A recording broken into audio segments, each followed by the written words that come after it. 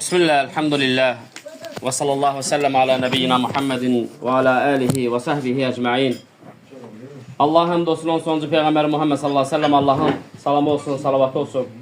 Onun yolun düzgün şəkildə tutub gedənlərə Allahın salamı olsun. Elhamdülillah, Allah təala müvəffəqli yanda otururuq, Allah subhanahu ta'ala zikirləyirik. Və bu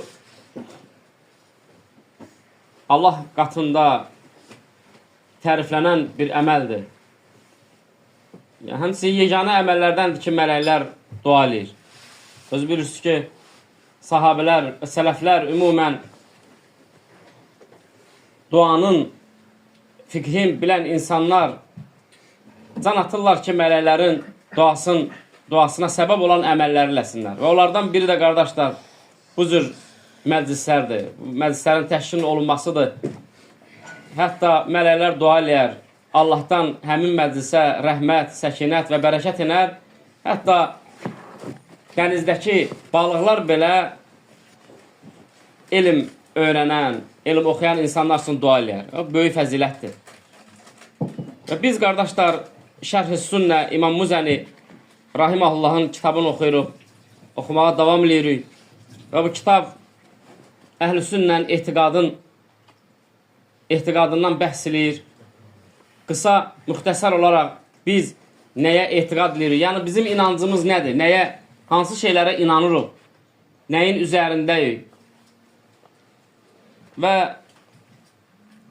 əsasən bu şeylər qeyd olunub, yazılıb alimlər tərəfindən ona görə ki, bidət əhli çıxdıqca yeni şeylər gətiriblər. Yeni şeylər gətirdikcə alimlər onlara sünnə ilə, dəlillərlə cavablar veriblər, onları rədd ediblər. Və o şeylər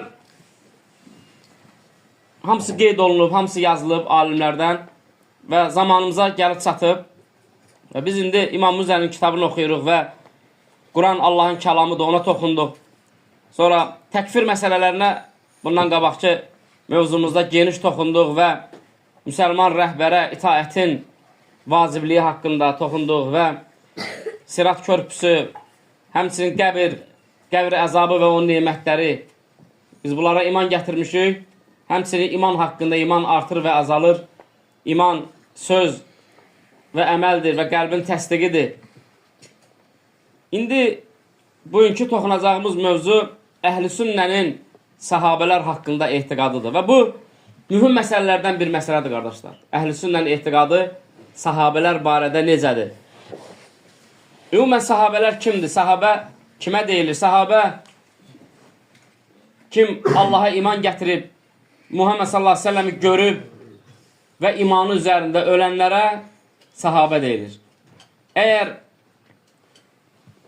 iman gətirmişdirsə Muhammed sallallahu aleyhi ve sellem'in zamanında və imanı üzərində ölmüşdürsə, lakin Allah Rasulunu görməmişdirsə, o sahabə deyir. Ona müxadram deyirlər, o başqadır. Və kim iman gətirmişdi, hətta Muhammed sallallahu aleyhi ve sellem də görmüşdü və Allah Rasulunun vəfatından sonra əgər İslamdan çıxıbsa, o da sahabə deyir. Yəni bu üç dənə şərt ümumən olmalıdır. Görməlidir, iman gətirməlidir və imanı üzərində ölməlidir və bu üç dənə əgər cəm olursa, o zaman sahabə deyilir. Və biz iman edirik, etiqad edirik ki, sahabələr ən üstün insanlardır və onlar haqqında danışmaq, irəli-geri danışmaq, onların zamanında olan bəzi hadisələri müzakirə eləmək və bu müzakirədə həddi aşmaq, hansısa tərəfi ittiham eləmək, bu Əhl-i Sünnənin etiqadına zidd bir əməldir. Onlar ən üstün insanlardır və Muhammed sallallahu aleyhi ve sellem'in silahdaşlarıdır və ona ən yaxın olan insanlardır və cənnət əhlidir. Və onların içində fəzilət baxımından sahabələr bir-birindən fərqlənir. Və 4 böyük xəlifə, Əbu-Bəkr, Ömər, Osman, Əli radiyallahu anhum ən böyük sahabələrdir və ən fəzilətli insanlardır. Sonra cənnətlə müjdələnən 10 sahabə, sonra Bədr əhli, sonra Muhammed sallallahu aleyhi ve sellem Hüdeybiyyə sülhündə Muhammed sallallahu aleyhi ve sellemin yanında olan sahabələr, biət eləyən o sahabələr və s. Bax bu cür, belə gedir. Sonra xüsusən Muhammed sallallahu aleyhi ve sellemin xas üstünlük verdiyi sahabələr var idi. Və onlar da fərqlənir digər sahabələrdən. Və ən böyük 4 sahabə, qardaşlar, bu onları sevmək, onlar ən üstün sahabədir və bizim etiqadımızdır bu. Və onlardan birincisi Əbubəkr radiyallahu anhudur. Əbubəkr radiyallahu anhu ilk kişilərdən ilk İslamı qəbul edəndir və Muhammed sallallahu əleyhi və səlləmin dostu da, hətta cahillik vaxtında Allah Rasulunun dostu olub, ona ən yaxın insan olub. Və eşdən kimi Muhammed sallallahu əleyhi və səlləmin başına gələn vəh hadisəsin və dərhal İslamı qəbul edir. Və bilirdi ki, Muhammed sallallahu əleyhi və səlləm əmindir, heç vaxt yalan danışmaz və İslamı qəbul edir. Və Əbubəkr radiyallahu anhu Muhammed sallallahu əleyhi və səlləmin qaynatasıdır və siddiqdir. Əbubəkr radiyallahu anh siddiq, yəni doğru sözlü, doğru əməlli və doğruluğu təsdiqlənən bir insandır Allah tərəfindən. Və bəzi üstünlüklərindən qısa toxunub keçəcək Əbubəkr radiyallahu anhu. Əgər danışmağa istəsək o sahabinin həyatın, bu cürlə neçə dənə gərək dərs ola, məclis ola, oturub danışasan, uzun uzadı. Lakin qısa toxunub keçəcək. Əbubəkr radiyallahu anhu qardaşlar Muhammed sallallahu əleyhi və səlləmin ən yaxın dostu idi. Həmçinin İslamı kişilərdən ilk qəbul edən idi. Necə bilirsiniz, qadınlardan Xədicə anamızdır, kişilərdən Əbubəkr radiyallahu anhu, uşaqlardan Əli radiyallahu anhu idi ilk qəbul edən. Və həmçinin Siddiq ləqəbli idi. Muhammed sallallahu əleyhi və səlləm o adı vermişdi ona. Yəni daim təsdiqləyirdi Allah Rasulun sallallahu əleyhi və səlləmi. O zaman ki Muhammed sallallahu əleyhi və səlləm Miraca qalxdı Qudsə və Allah Rasulü onu danışanda müşriklər ələ saldılar, məsxərələdilər və dedilər ki, yalandır. Və onlar Allah Rasulü onu danışdı. Eşidənlər qaydanda yolda Əbubəkri gördülər və dedilər ki, sənin dostun bilirsən nə danışır? Deyir ki, bir gecədə Qudsə getmişəm, oradan da göyə qalxmışam. Əbubəkr radiyallahu anh dedi ki, onu mənim dostum Muhammed deyir sallallahu əleyhi və səlləm. Dedilər ki, bəli. Onlar elə bildilər ki, deyəcək ki, elə də olmaz da, yalan oldu bu. Əbubəkr deyir ki, o deyirsə doğru deyir. O deyirsə doğru deyir. Və Muhammed sallallahu əleyhi və səlləm deyir ki, sən siddiqsən. Həmçinin Muhammed sallallahu əleyhi və səlləmlə birlikdə qardaşlar hicrət edib. O zaman ki, müşriklər Allah Rasulunun ölümünə qərar vermişdilər və başına çoxlu pul, dəvə, mal, mülk qoymuşlar ki, kim öldürsə yüzlərlə dəvə verəcəklər, mal, mülk verəcəklər və axtarışdıydı Allah Rasulü. Əbubəkr radiyallahu anh'ın ikisi hicrətə çıxdılar və çətin anlar idi. Allah Teala tərifləyir Quran-ı Kərimdə onları. Həmçinin Muhammed sallallahu əleyhi və səlləm onun haqqında deyir ki, əgər bir dost götürəsi olsaydım özümə, o zaman Əbubəkri götürərdim. Həmçinin bütün malın Allah yolunda sərfləməsi, bütün malın Allah üçün gətirməsi lazım olan vaxtlarda. Necə Ömər radiyallahu anh deyir ki, hər dəfə istəyirdim ki, keçim Əbubəkri. Onunla yarışmaq istəyirdim, lakin hər dəfə o mənə qalib gəlirdi. Və bir dəfə də döyüş vaxtı idi, döyüşdən öncə Muhammed sallallahu əleyhi və səlləm dedi ki, yardım lazımdır, döyüşə kömək lazımdır. Və hamı getdi gətirməyə sahabələr və deyir, Əbubəkirlə mən ikimiz durduq, getdik gətirməyə. Mən deyir, getdim evə, böldüm malımı. Fikirləşdim ki, gedərəm, döyüşdür və s. Qoy, yarısını saxlayayım, yarısını aparım. Və xeyli ağmalla gəlir Ömər radiyallahu anhu, gətirir, tökür. Allah Rasulü oturmuşdu, tökür ora ortaya, malın, dövlətin, dəvə, at və s. Bir müddət sonra Əbubəkir gəlir radiyallahu anhu, o da gətirir, tökür və otururlar Allah Rasulunun yanında, ikisi də. Ömər radiyallahu anh gözləyir. Muhammed sallallahu əleyhi və səlləm deyir ki, ey Ömər, nə gətirdin? Nə qədər gətirdim malından? Deyir ki, ya Rasulullah, malımın yarısını gətirmişəm. Ta yarısını, hamısı. Yarısı qalıb evdə, yarısını gətirmişəm. Və deyir ki, ey Əbubəkir, sən nə gətirmişsən? Nə saxladın evdə? Əbubəkir radiyallahu anh deyir ki, ya Rasulullah, Allah və Rasulunu saxladım. Hər şeyimi gətirmişəm. Heç nə qoyub qalım. Ömər radiyallahu anh deyir ki, ey Ömər, keçə bilmədin Əbubəkiri, yenə də. Belə səxavətli bir sahabə idi. Tam canı ilə, malı ilə Allah üçün xərcləyən idi. Həmçinin bir çox sahabələr onun dəvəti ilə İslamı qəbul elədi. Osman radiyallahu anhu, həmçinin Abdurrahman ibn Avf kimi böyük sahabələr Əbubəkir qəbul eləyən kimi getdi onları dəvətlədi. Onlar da qəbul elədilər. Həmçinin bütün sahabələr sizlə qardaşlar ən fəzilətli sahabə hesab olunur. Hətta bütün peyğəmbərlərdən sonra ən üstün insandır Əbubəkir radiyallahu anhu, bütün peyğəmbərlərdən sonra. Həmçinin Muhammed sallallahu əleyhi və səlləm xəstələnəndə onu imam qoyardı. Bir neçə dəfə namaz qıldırdı Muhammed sallallahu əleyhi və səlləm xəstə olan vaxtı. Həmçinin Allah Rəsulü vəfatından sonra ilk xəlifə o oldu. Həmçinin Allah Rəsulünün zamanından sonra riddə əhli, yəni İslamdan çıxdılar. Bəziləri zəkat vermədi, bəziləri dedi ki, bu Peyğəmbərlik var idi, İslamda var idi, indi yoxdur, İslamda qutardı. Cürbəcür sözlərlə uzaqlaşdılar bəzi qruplar və Əbu Bəkr radiyallahu anhu qərar verdi ki, onlarla döyüşəcəm. Zəkat verməyənlərlə döyüşəcəm. Hətta Ömər radiyallahu anh dedi ki, ey Əbu Bəkr, yəni bir zəkatı verməyənlə necə döyüşmək olar? Əbu Bəkr dedi ki, yox vallahi, Allah Rəsulullah verdiyi zəkatları gətirib verməyincə döyüşəcəm onlarla. Və Ömər radiyallahu anh sonra deyir ki, vallahi Əbu Bəkr bu məsələdə haqlı idi. Sonra ilk Quran-Kərimi toplayıb bir kitab halına, bir cild halına salan Əbu Bəkr radiyallahu anh oldu. Həmçinin cənnətlə müjdələnmiş 10 sahabədən biridir. Həmçinin həlim xasiyyətli, səbirli və son dərəcədə təkəbbürlüdən uzaq olan böyük bir sahabə idi. Həmçinin Muhammed sallallahu əleyhi və səlləm onun haqqında buyurur ki, ən çox yaxşılıq edən insan Əbu Bəkirdir sahabələrimin içində. Həmçinin qardaşlar, cənnətin bütün qapılarından çağırılacaq Əbu Bəkr radiyallahu anhu. Cənnətin bütün qapılarına. Həmçinin Allah Rəsulunun vəfatından sonra əhl-i beyti sevən, Allah Rəsulunun həyat yoldaşlarına daim nəvaziş göstərən və onun nəvələrinə, əhl-i beytə daim onları üstün tutan bir sahabə idi. Həmçinin Muhammed sallallahu əleyhi və səlləm onun haqqında buyurur ki, mən və Əbu Bəkir həm dünyada, həm də axirətdə dostsuq. Həmçinin Muhammed sallallahu əleyhi və səlləm məscidə açılan bütün qapıları bağlamışdı. Çünki o vaxtda evlərin qapıları məscidə açılırdı. Yalnız Əbu Bəkirin qapısını saxladı Muhammed sallallahu əleyhi və səlləm. Və həmçinin qardaşlar, qəbirstanlıqda da bir evdə bir Muhammed sallallahu əleyhi və səlləmin yanında dəfn olunub Əbu Bəkr radiyallahu anhu. Həm dünyada, həm bərzaqda yaxındılar, qonşudular, həm də axirətdə bir yerdə olacaqlar.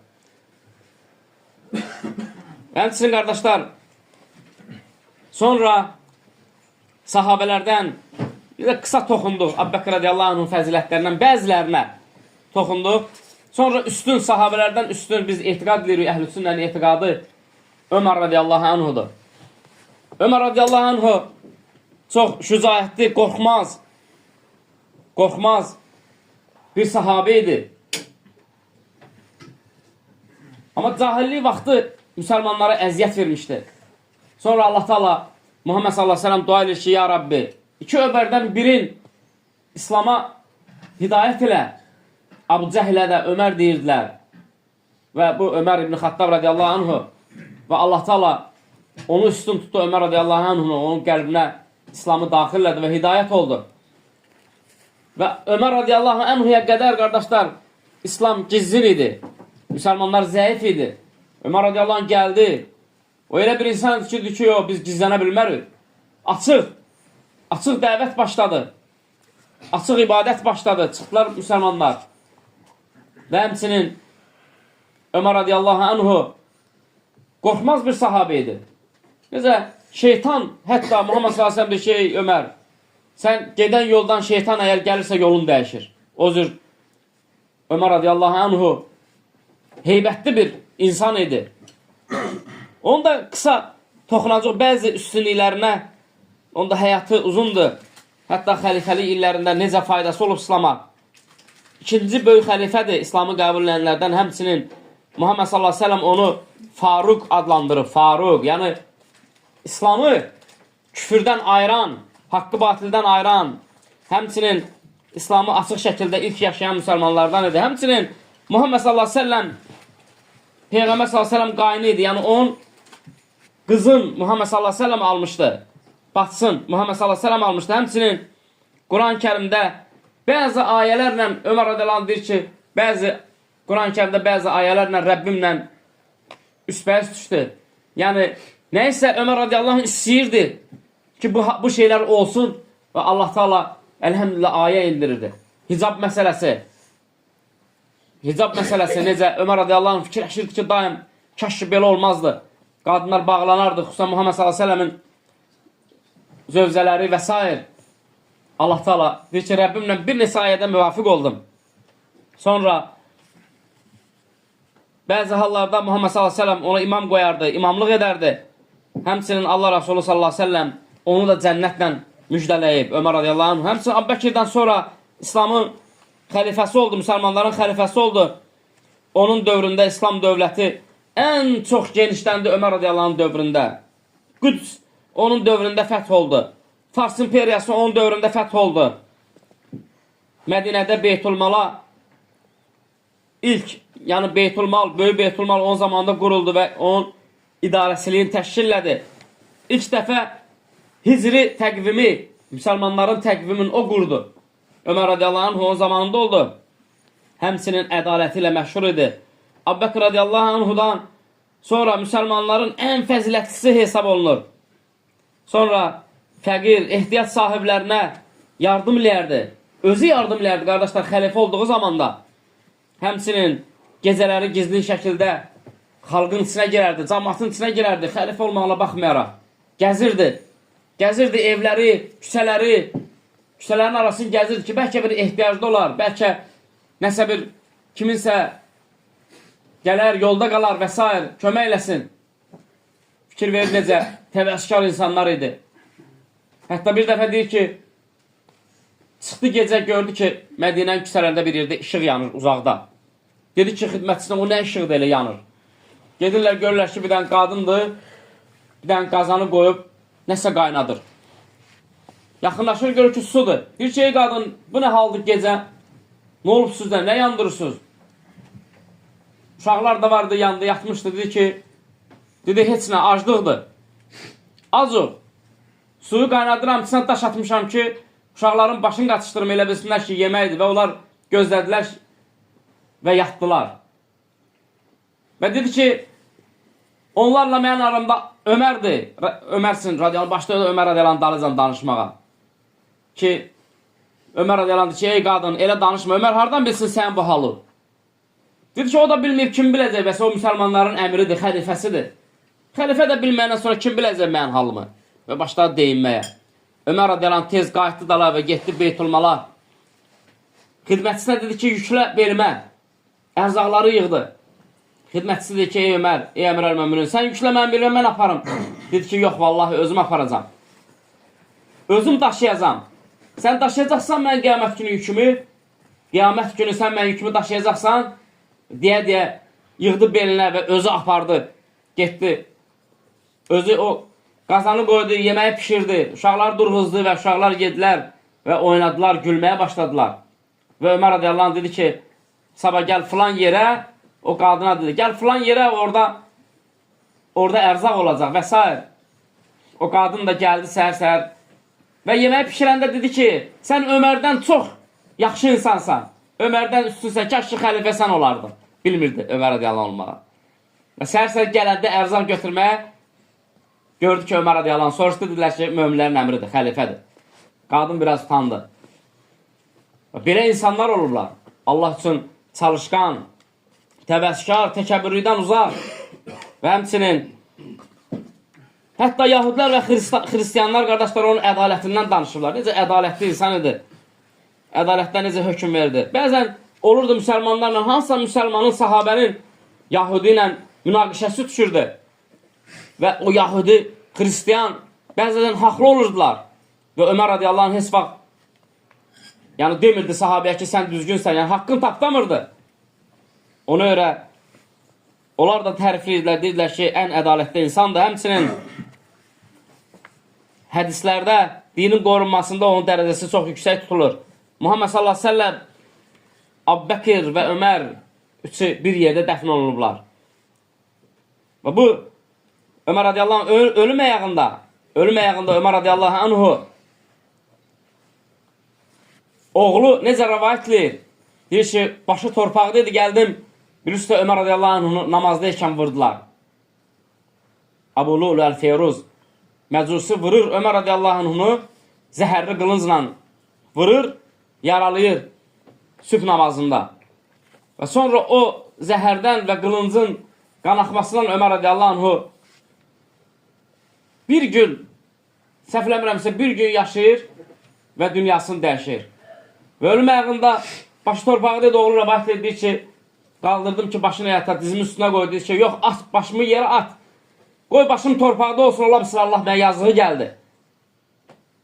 Və deyir ki, oğluna ki, get Ayşə anamızın yanına və ona dinən ki, Xəttabın oğlu Ömər deyir ki, əgər imkan varsa Muhammed sallallahu aleyhi ve sellemin yanındakı o bir dənə yeri mənə versin. Ayşə anamız özü üçün saxlamışdı və Ömər bilir ki, o özü üçün saxlayır. Atası, həyat yoldaşı və özü. Çünki Ayşə anamızın evi idi. Peyğəmbərlər öz evində dəfn olunur. Alimlər deyirlər ki, fikir verir orada Ömər radiyallahu anh təvəkkərlik edirdi və özü alçaldırdı. Getdinən ki, demədi ki, getdinən möminlərin əmri. Dedi ki, getdinən ki, Xəttabın oğlu Ömər. Və oğlu gedir deyir ki, Ayşə anamıza, ey ana, atam xahiş edir, rica edir ki, səndən əgər imkan varsa mənə icazə versin Allah Rəsulunun yanında dəfn olunmağa. Və Ayşə anamız radiyallahu anha böyük insan, böyük qəlbli insan və onlar, qardaşlarım, batil əhli, Yahudilərin tör töküntüləri bu dini sökmək üçün, dağıtmaq üçün əsas 4 dənə sütunun üçün dağıtmaq istəyiblər. Bir binanın bir sütunu gedərsə o bina təhlükəlidir. İkinci sütunu gedərsə təhlükə böyüyür, üçüncü sütunu gedərsə orada heç nə qalmaz. Abbəkiri, Öməri, Osmanı, Yahudi və onun töküntüləri, Rafizlər bu dini dağıtmaqdan ötürü vurmaq istəyirlər, qardaşlar. Sahabə yoxdursa din yoxdur. Sahabə vurulursa dinin özü vurulur. Sahabə vurulursa, qardaşlar, Quran-Kərim vurulur. Abbəkiri sevmə, pis olub. Öməri sevmə, pis olub. Osmanı sevmə, pis olub. Bu qədər fəthlər, bu qədər döyüşlər, bu qədər alınan torpaqlar, bu boyda dəvət. Təkcə Əli radiyallahu anh və onun 2 oğlu Həsən Hüseynlə olub, qardaşlar. Absurddur bu fikirlər hamısı. Dini vurmaq üçün nəzərdə tutulmuş fikirlərdir. Fikir ver gör, necə yeridiblər. Böyük bir kütləni necə alladıblar Allahın dinini vurmaqdan ötürü. Lakin əlhəmdülillah haqq haqdır. Hamı bilir ki, haqdır. Və Ayşə anamız radiyallahu anhə icazə verdi. Muhammed sallallahu aleyhi ve sellem həm dünyada, həm də qəbirdə öz dostları ilə bərabərdir və qiyamət gündə bir yerdə olacaqlar. Muhammed sallallahu aleyhi ve sellem Uhud dağındaydı bir dəfə və Uhud dağında yüngül titrəmə oldu. Zəlzələ, yüngül titrədi Uhud dağı. Muhammed sallallahu aleyhi ve sellem deyir ki, ey Uhud sakit ol. Üzərində bir peyğəmbər, bir siddiq və 2 şəhid var. Siddiq Abbəkir, 2 şəhid Əli və Osman radiyallahu anhudur. Osman radiyallahu anh xavariclər öldürdü. Ömər radiyallahu anh da məcusi öldürdü. Ömər radiyallahu anh öldürənin, qardaşlar, farslar heykəlini qoyublar. Gör necə aşağı rəzil bir tayfadılar. Allah akbar. Bu sahabələri sevmək dindəndir. Bizim əhlüsünnə etiqadıdır. Biraz uzun oldu. İnşallah gələn mövzumuzda da Osman radiyallahu anh və Əli radiyallahu anh böyük sahabələrin qısa toxunarıq. Əhlüsünnə onların sevgisi, etiqadımız nədir onlar barəsində və digər böyük sahabələr inşallah qısa toxunacaq. Allahdan istəyirəm, Allah bizi ehtiv faydalardan eləsin. Allah təala bizi şər əhlindən qorusun, şər fikirlərdən qorusun. Allah subhanahu taala bizi Quran və sünnə üzərində eləsin, sabit eləsin. Allah təala məscidimizi, cəmaatımızı qorusun. Və qulu mə təsməun, əstəğfiru. İnnehu huvəl qafurur rahim.